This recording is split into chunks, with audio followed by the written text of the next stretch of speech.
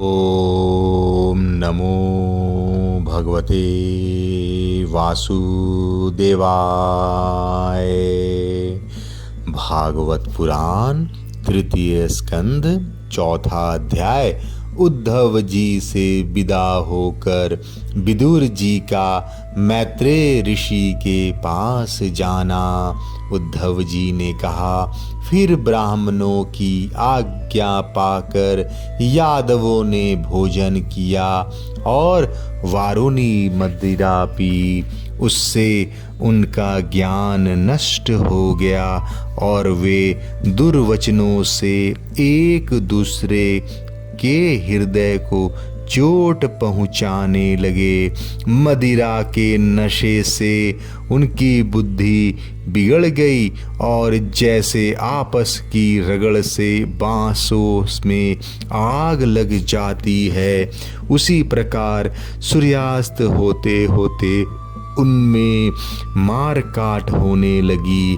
भगवान अपनी माया की उस विचित्र गति को देखकर सरस्वती के जल से आचमन करके एक वृक्ष के नीचे बैठ गए। इससे पहले ही शरणागतों का दुख दूर करने वाले भगवान श्री कृष्ण ने अपने कुल का संहार करने की इच्छा होने पर मुझसे कह दिया था कि तुम बद्रिका आश्रम चले जाओ। विदुर जी, इससे यद्यपि मैं उनका आशय समझ गया था, तो भी स्वामी के चरणों का वियोग न सह सकने के कारण मैं उनके पीछे पीछे प्रभास क्षेत्र में पहुंच गया। वहां मैंने देखा कि जो सबके आश्रय हैं, किंतु जिनका कोई और आश्रय नहीं है, वे प्रियतम प्रभु शोभाधाम श्याम सुंदर सरस्वती के तट पर अकेले ही बैठे हैं। दिव्य विशुद्ध सत्यमय अत्यंत सुंदर श्याम शरीर है। शांति से भरी रत्नारी आँखें हैं। उनकी चार भुजाएं और रेशमी पीतांबर देखकर मैंने उनको दूर से ही पहचान लिया। वे एक पीपल के छोटे से वृक्ष का सहारा लिए बाईं जांघ पर दायां चरण कमल रखे बैठे थे। भोजन पान का त्याग कर देने पर भी वे आनंद से प्रफुल्लित हो रहे थे। इसी समय व्यास जी के प्रिय मित्र परम भागवत सिद्ध मैत्रेय जी लोकों में स्वच्छंद बिछते हुए वहां आ पहुँचे। मैत्रेय मुनि भगवान के अनुरागी भक्त हैं। आनंद और भक्ति भाव से उनकी गर्दन झुक रही थी। उनके सामने ही श्री हरि ने प्रेम एवं मुस्कान युक्त चित्तवन से मुझे आनंदित करते हुए कहा। श्री भगवान कहने लगे, मैं तुम्हारी आंतरिक अभिलाषा जानता हूँ, इसलिए मैं तुम्हें वह साधन देता हूँ जो दूसरों के लिए अत्यंत दुर्लभ है। उद्धव, तुम पूर्व जन्म में वसु थे। विश्व की रचना करने वाले प्रजापतियों और वसुओं के यज्ञ में मुझे पाने की इच्छा से ही तुमने मेरी आराधना की थी। साधु स्वभाव उद्धव, संसार में तुम्हारा यह अंतिम जन्म है, क्योंकि इसमें तुमने मेरा अनुग्रह प्राप्त कर लिया है। अब मैं मर्त्यलोक को छोड़कर अपने धाम में जाना चाहता हूँ। इस समय यहाँ एकांत में तुमने अपनी अनन्य भक्ति के कारण ही मेरा दर्शन पाया है। यह बड़े सौभाग्य की बात है। पूर्व काल में कल्प के आरंभ में मैंने अपने नाभि कमल पर बैठे हुए ब्रह्मा को अपनी महिमा के प्रकट करने वाले जिस श्रेष्ठ ज्ञान का उपदेश किया था और जिसे विवेकी लोग भागवत कहते हैं, वही मैं तुम्हें देता हूँ। विदुर जी, मुझ पर तो प्रति क्षण उन परम पुरुष की कृपा वर्षा करती थी। इस समय उनके इस प्रकार आदर पूर्वक कहने से स्नेहवश मुझे रोमांच हो आया। मेरी वाणी गदगद हो गई और नेत्रों से आंसुओं की धारा बहने लगी। उस समय मैंने हाथ जोड़कर उनसे कहा, स्वामिन, आपके चरण कमलों की सेवा करने वाले पुरुषों को इस संसार में अर्थ, धर्म, काम, मोक्ष इन चारों में से कोई भी पदार्थ दुर्लभ नहीं है।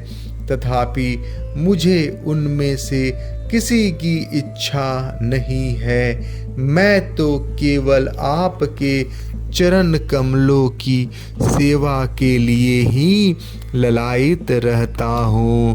प्रभु, आप निष्प्रिय होकर भी कर्म करते हैं, अजन्मा होकर भी जन्म लेते हैं, काल रूप होकर भी शत्रु के डर से भागते हैं और द्वारका के किले में जाकर छिप रहते हैं तथा स्वात्माराम होकर भी 16,000 स्त्रियों के साथ रमन करते हैं। इन विचित्र चरित्रों को देखकर विद्वान की बुद्धि भी चक्कर में पड़ जाती है। देव, आपका स्वरूप ज्ञान सर्वथा अबाध और अखंड है। फिर भी आप सलाह लेने के लिए मुझे बुलाकर जो भोले मनुष्यों की तरह बड़े सावधानी से मेरी सम्मति पूछा करते थे। प्रभु, आपकी वह लीला मेरे मन को मोहित सा कर देती है। स्वामिन, अपने स्वरूप का गुण रहस्य प्रकट करने वाला जो श्रेष्ठ एवं समग्र ज्ञान आपने ब्रह्मा जी को बतलाया था, वह यदि मेरे समझने योग्य हो तो मुझे भी सुनाइए, जिससे मैं भी इस संसार दुख को सुगमता से पार कर जाऊं। जब मैंने इस प्रकार अपने हृदय का भाव निवेदित किया, तब परम पुरुष कमल नयन भगवान श्री कृष्ण ने मुझे अपने स्वरूप की परम स्थिति का उपदेश किया। इस प्रकार पूज्यपाद गुरु श्री कृष्ण से आत्म तत्व की उपलब्धि का साधन सुनकर तथा उन प्रभु के चरणों की वंदना और परिक्रमा करके मैं यहाँ आया हूँ। इस समय उनके विरह से मेरा चित्त अत्यंत व्याकुल हो रहा है। विदुर जी, पहले तो उनके दर्शन पाकर मुझे आनंद हुआ था, किंतु अब तो मेरे हृदय को उनके विरह व्यथा अत्यंत पीड़ित कर रही है। अब मैं उनके प्रिय क्षेत्र बद्रिका आश्रम को जा रहा हूँ, जहाँ भगवान श्री नारायण देव और नर, ये दोनों ऋषि लोगों पर अनुग्रह करने के लिए दीर्घकालीन सौम्य, दूसरे को सुख पहुँचाने वाली एवं कठिन तपस्या कर रहे हैं। श्री सुखदेव जी कहते हैं, इस प्रकार उद्धव जी के मुख से अपने प्रिय बंधुओं के विनाश का असह समाचार सुनकर परम ज्ञानी विदुर जी को जो शोक उत्पन्न हुआ, उसे उन्होंने ज्ञान द्वारा शांत कर दिया। जब भगवान श्री कृष्ण के परिकारों में प्रधान महाभागवत उद्धव जी बद्रिका आश्रम की ओर जाने लगे, तब कुरुश्रेष्ठ विदुर जी ने श्रद्धा पूर्वक उनसे पूछा। विदुर जी ने कहा, उद्धव जी, योगेश्वर भगवान श्री कृष्ण ने अपने स्वरूप के गुण रहस्य को प्रकट करने वाला जो परम ज्ञान आपसे कहा था, वह आप हमें भी सुनाइए, क्योंकि भगवान के सेवक तो अपने सेवकों का कार्य सिद्ध करने के लिए ही विचरा करते हैं। उद्धव जी ने कहा, उस तत्व ज्ञान के लिए आपको मुनिवर मैत्रेय जी की सेवा करनी चाहिए। इस मर्त्यलोक को छोड़ते समय मेरे सामने स्वयं भगवान ही आपको उपदेश करने के लिए उन्हें आज्ञा दी थी। श्री सुखदेव जी कहते हैं, इस प्रकार विदुर जी के साथ विश्वमूर्ति भगवान श्री कृष्ण के गुणों की चर्चा होने से उस कथा अमृत के द्वारा उद्धव जी का वियोग जनित महान ताप शांत हो गया। यमुना जी के तीर पर उनकी वह रात्रि एक क्षण के समान बीत गई। फिर प्रातः काल होते ही वे वहां से चल दिए। राजा परीक्षित ने पूछा, भगवान, वृष्णिकुल और भोज वंश के सभी रथी और युद्धपतियों के भी युद्धपति नष्ट हो गए थे, यहाँ तक कि त्रिलोकी नाथ श्री हरि को भी अपना वह रूप छोड़ना पड़ा था। फिर उन सब के मुखिया उद्धव जी ही कैसे बचे रहे?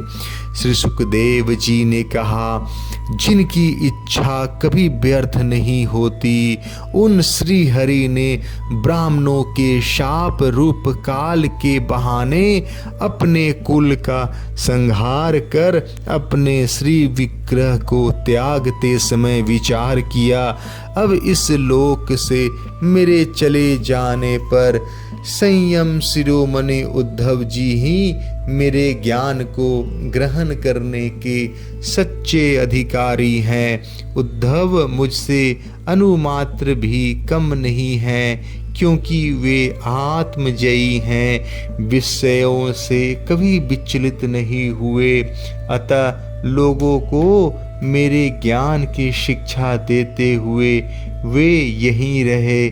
वेदों के मूल कारण जगत गुरु श्री कृष्ण इस प्रकार आज्ञा देने पर उद्धव जी बद्रिका आश्रम जाकर समाधि योग द्वारा श्री हरि की आराधना करने लगे।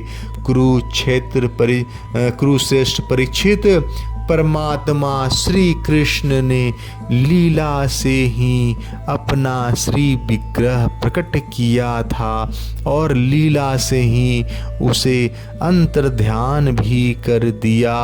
उनका वह अंतर्ध्यान होना भी पुरुषों को उत्साह बढ़ाने वाला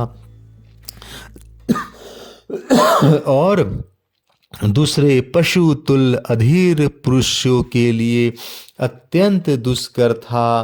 परम भागवत उद्धव जी के मुख से उनके प्रशंसनीय कर्म और इस प्रकार अंतर्ध्यान होने का समाचार पाकर तथा यह जानकर कि भगवान ने परम धाम जाते समय मुझे भी स्मरण किया था, विदुर जी ने उद्धव जी के चले जाने पर प्रेम से विहल होकर रोने लगे।